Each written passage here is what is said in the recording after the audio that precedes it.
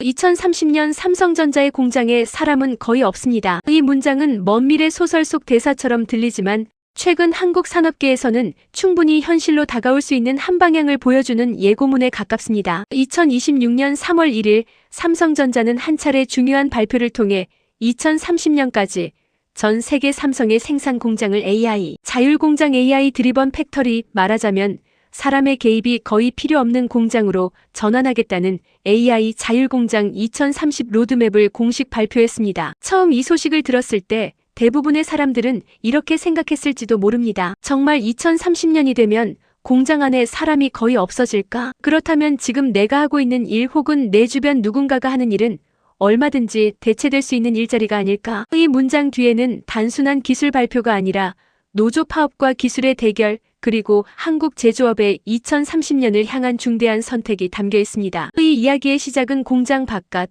노조와 사측의 긴장감 속에서부터입니다. 2026년 삼성전자는 HBM4 등 AI 반도체 호황으로 인해 올해 영업이익이 약 300조 원에 달할 것이라는 장밋빛 전망에 휩싸여 있습니다. 반도체는 이미 10년 이상 국가 경제를 떠받쳐온 핵심이며 그 성장세는 현재 더욱 가속되고 있습니다. 이런 상황 속에서 삼성전자 노동조합은 사측에 약 45조 원 수준의 성과급 요구안을 제시한 것으로 알려져 있습니다. 숫자만 보면 한 기업이 감당하기에는 매우 큰 규모로 느껴집니다. 하지만 이 수치는 단순히 막무가내로 제시된 금액이 아니라 2026년 예상 영업이익 300조 원의 15%에 해당하는 구체적인 계산에서 나온 것입니다. 즉 노조는 AI 반도체 초호황으로 생긴 이익의 15%라도 현장 노동자들에게 돌아가야 한다는 취지로 요구를 제기한 것입니다. 노조 측은 이렇게 설명합니다. 반도체는 이미 10년 이상 국가 경제와 산업 경쟁력을 떠받쳐온 핵심이었다. 그동안 공장 안에서는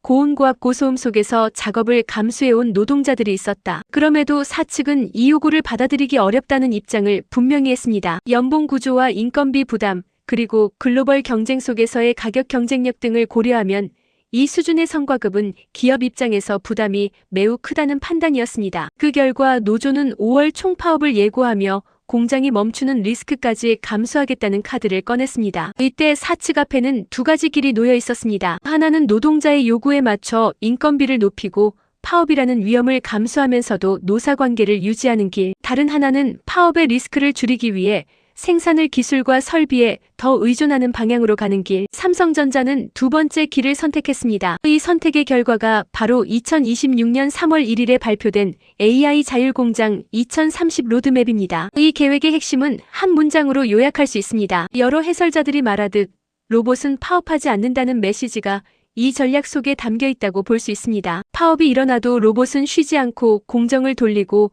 AI 에이전트는 스스로 분량을 감지하고 조정하며 사람의 손이 거의 개입되지 않는 방식으로 생산이 이어질 수 있다는 구조입니다. 이 무인화 자율화를 가능하게 하는 기술은 세 가지 축으로 움직입니다. 첫 번째는 에이전틱 AI AGENTIC AI, 사람이 주는 명령만 받는 단순한 자동화가 아니라 여러 공정 데이터를 종합해 스스로 공정 조건을 조정하는 인공지능 시스템입니다. 예를 들면 이 조건에서는 이 정도 수율이 나오고 이 조건에서는 이 정도 분량이 생긴다는 경향을 학습해 사람이 일일이 지시하지 않아도 스스로 공정을 최적화하는 방향으로 설계됩니다. 두 번째는 디지털 트윈, 실제 공장을 그대로 가상 공간에 만들어 수천 번 시뮬레이션을 돌려보는 기술입니다. 하나의 공정을 시도할 때마다 공정을 멈추고 원료를 버리고 시간과 비용을 들여야 하는 현실과 달리 디지털 속에서는 이 조건이면 불량률이 0.1% 낮아진다거나 이 패턴이면 설비 수명이 5% 늘어난다 같은 결과를 먼저 알아볼 수 있습니다. 세 번째는 제조 로봇,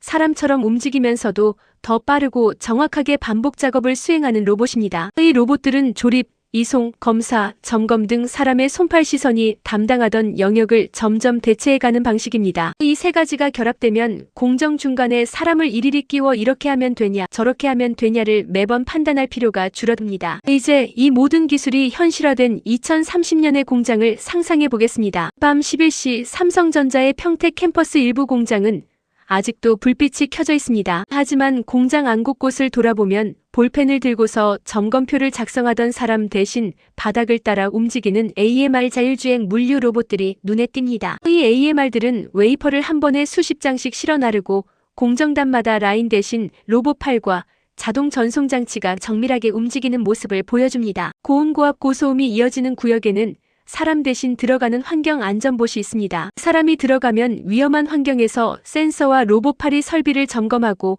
이상 신호를 감지해 바로 AI 시스템에 전달합니다. 또 다른 중요한 역할을 맡는 것은 사람 대신 설비를 점검하는 오퍼레이팅 보트입니다. 오퍼레이팅 봇은 공정 중간에 발생하는 미세한 오차를 감지하고 물론 AI 에이전트가 내려준 판단을 바탕으로 설비를 스스로 조정하거나 사람에게는 이상 사실만 보고하는 역할을 합니다. 한편 공장 한쪽 끝에는 디지털 트윈 화면을 띄운 모니터실이 있습니다. 화면 속에는 실제 공장과 똑같이 돌아가는 가상의 공장이 실시간으로 흘러가고 있습니다. 어떤 공정이 느려지거나 어디 설비가 과열되는지, 어디에서 불량이 집중되는지 모두 가상 공간에서 먼저 확인할 수 있습니다. 이 장면은 완전히 사람 없는 공장이라기보다 사람이 하는 일의 종류가 달라졌다는 느낌에 가깝습니다. 위험하고 반복적인 일을 로봇이, 사고 조정 설계 감시 교육을 사람이 맡아가는 구조로 바뀌어가는 과도기처럼 보입니다. 여기서 한 가지 중요한 점을 덧붙여두면 좋습니다. 무인화는 단순히 파업 대응을 위한 선택이 아니라 기술적으로도